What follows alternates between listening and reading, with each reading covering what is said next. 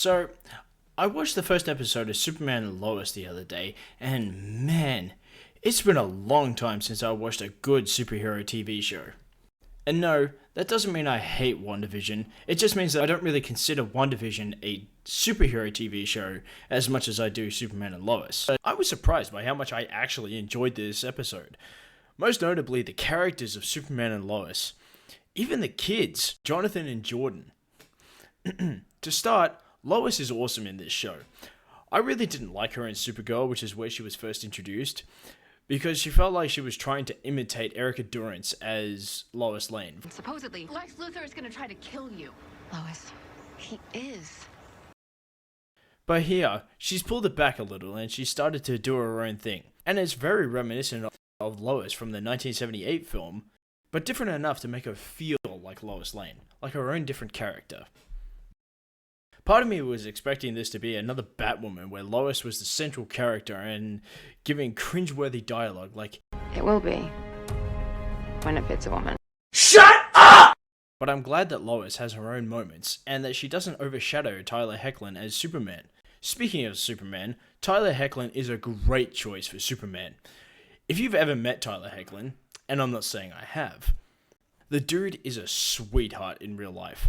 And it's really easy to see why they cast him as Superman. He's kind, and he really shines as Clark Kent and Superman.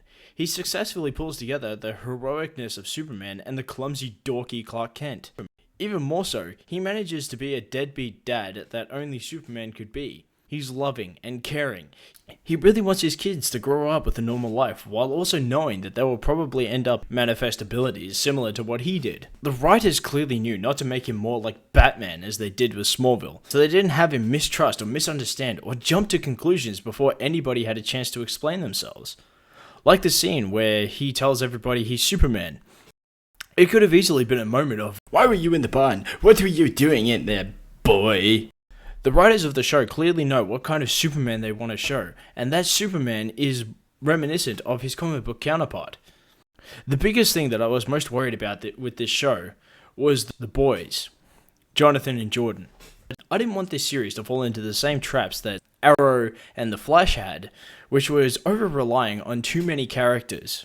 While it kind of did fail a little bit for some of the characters, like Jonathan, he's mostly just background noise. He's more of the comic relief than anything else. He does have his moments, and they're not horrible, but he doesn't get as much screen time as Jordan does. Jordan is clearly the character that the writers wanted to focus on and wanted Clark to interact with the most. He did annoy me at first, especially when he finds out that his dad is Superman, and he's like, "You're an absent father!" Dude, your dad is Superman. I'm sure you can give him a little bit of leniency in this. He does have a few more responsibilities than just dealing with you. Give him a break. Although, I did like how this episode had a moment where he was playing Injustice 2. Though it doesn't really make sense, because if that game exists, then Superman's worries about being exposed to the world are long past gone, because that game puts Clark Kent and Superman into an extremely focused picture. I'm just saying. But back to Jordan. His character kind of falls into the whole CW trend where he's kind of unlikable for no reason. He does have his moments when he saves his brother, and I do see potential for him. So I guess we'll just see as the series continues. But like any series, or rather this episode's, there are moments that stick out like sore thumbs. For example, they would have done well to keep some of the CGI in the dark. One particular moment where Superman was taking off was extremely bad and very noticeable. But that's just more of a nitpick than anything. I was impressed by this episode and I loved it. And I'm not entirely sure what I feel about the end reveal of the episode. Having a new Lex Luthor in this series might be too much, considering Lex already exists in this universe. John Cryer is doing a fantastic job as him. I'm Lex Luthor. It might have been more ambitious of the show to actually try and incorporate some of Superman's more obscure villains, rather than just relying on nostalgia, or somebody like Lex or Darkseid. It's a lot like Joker right now. I'm just sick of seeing Joker and Lex all over the place. Yes, they're the most iconic villains, but they're used over and over again. But after one episode, you can't judge the entire series on one episode, so I'm not going to judge it too harshly. But one thing I do want to talk about is the way the show is shot. The cinematography is stunning. Some of these scenes, particularly in the opening, is extremely beautiful. The series is shot like a movie, which gives it a more cinematic feel to it, making the show look stylistically different to the other Arrowverse shows, making it feel more unique.